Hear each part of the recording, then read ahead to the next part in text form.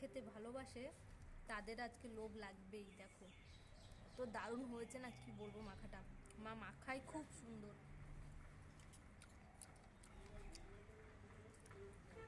যখন আমি প্রেগনেন্ট ছিলাম ভীষণ টক খেতে মন চাইতো, প্রথম খুব টক খেতে মন চাইতো। প্রত্যেক দিন মা আমার জন্য কিছু না কিছু মাখাতো, যেমন পেয়ারা মাখা, কুল মাখা, তেঁতুল মাখা, চালতে মাখা,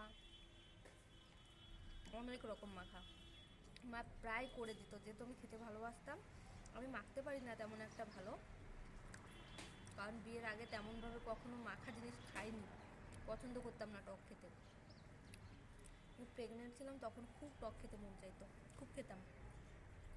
এখন আবার খেতে পারি না, খেতে খুব মন চায়, লোভ যায় খাওয়ার জন্য, মনটা চাই খাই।